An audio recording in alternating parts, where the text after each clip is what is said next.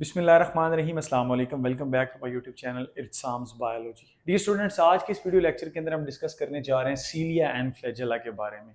इससे previous lectures के अंदर हमने साइटोस्केलेटन और सेंट्रियोल्स के बारे में पढ़ा था। ये बेसिकली सेंट्रियोल से रिलेटेड ही टॉपिक है, क्योंकि सेंट्रियोल के अंदर भी हमने पढ़ा था कि वहां पर माइक्रोट्यूब्यूल्स प्रेजेंट होती हैं। एमबीबीएस चाइना से करना चाह रहे हैं, लेकिन प्रोसेस का नहीं पता, टोटल कॉस्ट कितनी आती है इसके बारे में मालूमात नहीं है, डॉक्यूमेंट्स कौन कौन से रिक्वायर्ड होते हैं इसके बारे में भी स्टूडेंट्स को नहीं पता होता।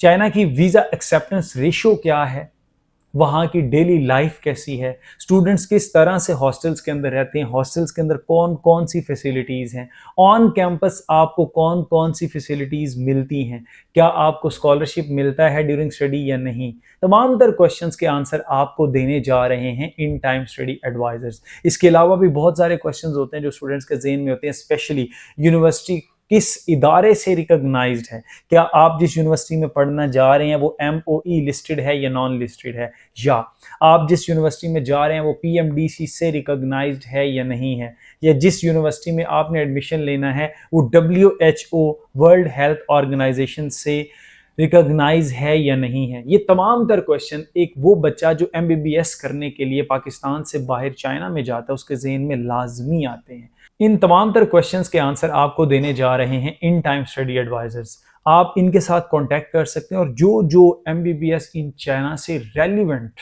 क्वेश्चंस हैं वो आप इनके साथ कर। साइटोस्केलेटन है, वहां पर भी हमने पढ़ा था कि माइक्रोट्यूब्यूल्स प्रेजेंट होती हैं, और सीलिया एंड फ्लैजेला भी जो हैं इसके अंदर भी हम देखेंगे इसकी एनाटॉमी के अंदर माइक्रोट्यूब्यूल्स प्रेजेंट होंगी। ये जो सीलिया एंड फ्लैजेला हैं स्टूडेंट्स, ये यूकैरियोटिक लिविंग ऑर्गेनिजम्स जो हैं उनके अंदर पाए जाते हैं। फॉर एग्जांपल सीलिया की अगर बात की जाए तो एक अकेले को सीलियम जो सीलिएट्स के अंदर पाया जाता है, ये आपके पास सीलिएट्स हैं, ये पैरामीशियम बनाया है। ये होते छोटे हैं लेकिन न्यूमरस, बहुत ज्यादा इनका जो नंबर है वो ज्यादा होते हैं, क्वांटिटी इनकी ज्यादा होती है, ठीक है। और इसी तरह से इन ऑर्गेनिज्म को सीलिएट्स का नाम दिया गया जस्ट बिकॉज ऑफ सीलिया।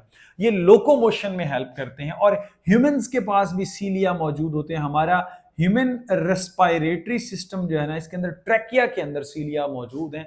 बाज़ औक़ात को डस्ट पार्टिकल या कुछ भी हमारे रेस्पिरेटरी सिस्टम में चली जाए तो हमें खांसी आती है, तो उस वक्त हम क्या कर देते हैं, उसको बाहर निकाल देते हैं, ठीक है, स्प्यूटम के फॉर्म के अंदर, ठीक। तो इस तरह से ये हमें क्या करते हैं, हमें प्रोटेक्ट करते हैं, और इनके अंदर ये लोकोमोशन में हेल्प करते हैं, यानी कि मूव करवाने में, एक जगह से दूसरी जगह लेकर जाने में हेल्प करते हैं। इसी तरह से फ्लैजेला यानी कि फ्लैजेलम अगर सिंगल की बात की जाए तो ये आपके पास, ये मैंने बना रखा है आपके पास स्ट्रक्चर एक प्रोटिस्ट का जिसका नाम है यूग्लिना, इसके अंदर मौजूद होता है। अब आपके ज़हन में आ रहा होगा कि फर्स्ट जो चैप्टर था उसमें और सेकंड चैप्टर में मैंने आपको फ्लैजेला का जिक्र किया था, मतलब बताया था, पढ़ाया था कि फ्लैजेला जो है वो बैक्टीरिया में भी मौजूद होता है। मसलन ये एक बैक्टीरिया है, रॉड शेप बैक्टीरिया, इसमें भी प्यारे बच्चों फ्लैजेला मौजूद है, बट ये फ्लैजेला इस फ्लैजेला से बिल्कुल ही डिफरेंट है। अगर आप वो लेक्चर उठाते हैं तो वहां पर आपने देखा होगा कि ये फ्लैजेला फ्लैजिलिन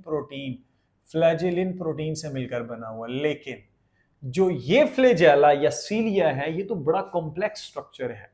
ये यूग्लिना को मूव करने में हेल्प करता है। ये एक हो सकते हैं, दो हो सकते हैं, ज्यादा हो सकते हैं, लेकिन ये जो सीलिया हैं इनकी मतलब अगर इनके साथ कंपेयर करें तो इनकी निस्बत ये बहुत कम होते हैं। जब हम इनकी एनाटॉमी देखते हैं, इनको हमने काटा इसको, तो पता चला वैसे तो मॉर्फोलॉजी इसकी क्या है, थ्रेड लाइक स्ट्रक्चर है। ये थोड़ा लेंथ में बड़ा होता है, ये लेंथ में कम होते हैं।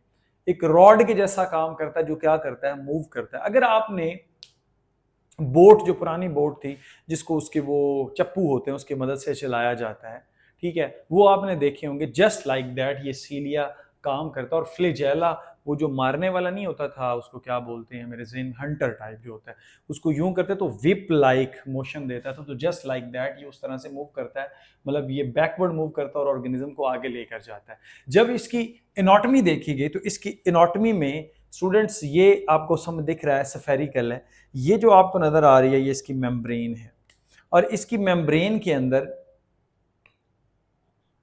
क्या चीज मौजूद है, नेटवर्क है, पूरे का पूरा नेटवर्क। और ये नेटवर्क किससे मिलकर बना हुआ है, माइक्रोट्यूब्यूल्स। ये आपके पास क्या है, माइक्रोट्यूब्यूल्स, ये मैंने ऑलरेडी लिख भी रखा है।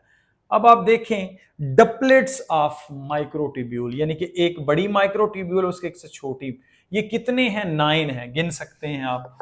1 2 3 4 5 6 7 8 एंड 9। 9 डपलेट्स ऑफ माइक्रोट्यूब्यूल हैं जो इसकी पेरिफेरल, आप समझ लें इसकी पेरिफेरी पर जो है ना वो मौजूद है। दो इसके अंदर सेंटर है 1+2, ये आपके पास क्या है 1+1 कितने हो गए 2, ये दो इसके अंदर, इसी वजह से इसको 9+2 का जो है ना वो रेशो दी जाती है कि 9 इसके जो है डपलेट्स वो साइडों पर है, पेरिफेरल है, और दो इसके अंदर क्या है सेंट्रल है। स्टूडेंट्स ये बेसिकली यही माइक्रोट्यूब्यूल्स क्या करती हैं, हेल्प करती हैं। इसमें क्या होता है कि 5/9 जो हैं जब वो कॉन्ट्रैक्ट करती हैं तो ये मूव करने में हेल्प करता है। इसी तरह से बाकी जो है 4 और 9 वो क्या करते हैं, इसमें दो स्ट्रोक होते हैं, एक रिकवरी स्ट्रोक होता है, एक इफेक्टिव स्ट्रोक होता है, वो बाद की बात है। वो बेसिकली क्या है इसी रेशियो से, यानी कि जब 9 में से 5 कॉन्ट्रैक्ट करेंगे उसका साइज छोटा हो जाएगा ऐसे, फिर जब ये 4 करेंगे तो ये ऐसे इस तरह से एक्सटेंड हो जाएगा और बैक की तरफ जो है ना वो मूव करेगा। तो जस्ट लाइक जब हम स्विमिंग करते हैं तो हम भी अपने बाजू को पहले नजदीक लाते हैं, फिर ऐसे करके फिर यूं करते हैं, तो इस तरह से ये इफेक्टिव और रिकवरी स्ट्रोक की मदद से ये क्या करते हैं, ये डपलेट्स जो हैं ये माइक्रोट्यूब्यूल्स के, ये इसको मूव करवाने में क्या करते हैं, हेल्प करते हैं। लेकिन इसके साथ साथ कुछ एडिशनल स्ट्रक्चर्स भी मौजूद हैं। आपकी बुक के अंदर सिर्फ डायनेन प्रोटीन के बारे में लिखा हुआ है। डायनेन प्रोटीन बेसिकली क्या करती है, अगर आपके पास ये एक माइक्रोट्यूब्यूल और ये दूसरी है तो ये इन दोनों को जोड़ने में, इन दोनों के अंदर ब्रिज का काम करती है स्टूडेंट्स। ठीक है, ये डायनेन प्रोटीन होती है। और इसी तरह से एक प्रोटीन है नेक्सिन, इन दोनों के दरमियान में फर्क पता होना चाहिए था। नेक्सिन क्या करती है, एक डपलेट को दूसरे डपलेट से जोड़ने में मदद करती है। वो क्या करती है, एक को दूसरे से, मतलब एक माइक्रोट्यूब्यूल को दूसरी माइक्रोट्यूब्यूल, एक सब यूनिट को दूसरे सब यूनिट से जोड़ने में हेल्प करती है। लेकिन ये क्या करती है, जो नेक्सिन होती है, ये एक डपलेट को दूसरे डपलेट से जोड़ने में क्या करती है, हेल्प करती है। उसके साथ साथ डायनेन आपके पास दो हैं, एक आउटर साइड पर और एक इनर साइड पर है। दोनों का काम क्या है, ये मूवमेंट में हेल्प करती है। इस सीलिया को मूव करवाने में, फ्लैजेला को मूव करवाने में स्टूडेंट्स ये हेल्प करते हैं। और उसके बाद हमारे पास आता है कि यहाँ पर रेडियल स्पोक मौजूद है, ये इसका बड़ा सा हेड होता है और ये पूरा इसका ना पूरे इसके रेडियस में इस तरह से ये फैली हुई होती हैं, हर एक डपलेट से ये मेरा बेटा ओरिजिनेट होती हैं। तो यहाँ पर बेसिकली क्या हो रहा है, ये इसके ओवरऑल स्ट्रक्चर को मेंटेन करने में हेल्प कर रही होती है और एज वेल एज मूवमेंट के अंदर भी ये हेल्प करती हैं। तो ये था all about internal structure of flagella and cilia. But इसकी जो पर्टिकुलर कोर है, यानी कि मेम्ब्रेन के अंदर वाला जो स्ट्रक्चर, इसको हम क्या बोलते हैं, एक्सोनिम का नाम देते हैं। तो ये था सीलिया एंड फ्लैजेला, जो कि लोकोमोटरी ऑर्गन हैं, जो क्या करते हैं प्रोटिस्ट्स के अंदर, यानी कि जैसे यूग्लिना हो गया, उसके बाद क्लेमेडमोनास हो गया, आपके पास सीलिया हो गया, सीलिया वाले यानी कि पैरामीशियम हो गया। ये मैं वो ऑर्गेनिजम्स के नाम ले रहा हूँ जो आपको पता है, जो आप लोगों ने देख रखे हैं। तो इन सब के अंदर ये लोकोमोशन में हेल्प करता है। और ये जो सीलिया है या फ्लैजेला है, ये कहाँ से ओरिजिनेट होता है, ये निकलता कहाँ से है? स्टूडेंट्स अगर मैं आपको ये स्ट्रक्चर दिखाऊं यूग्लिना के अंदर, तो जहाँ से ये ओरिजिनेट हो रहा है इसको बोलते हैं बेसल बॉडी।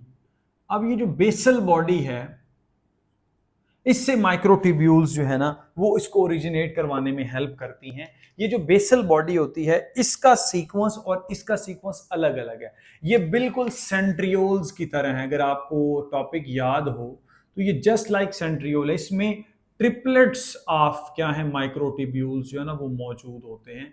ये कहाँ पर मौजूद होता है, बेसल बॉडी के अंदर। लेकिन यहाँ पर क्या है, डपलेट्स। तो ये बात आपको पता होनी चाहिए। और वी कैन से कि जो सेंट्रियोल होता है ये बेसल बॉडी बनवाने में हेल्प। तो मैं उम्मीद करूंगा स्टूडेंट्स कि आपको मेरा वीडियो लेक्चर अच्छा लगा होगा। Stay connected. Thank you and Allah.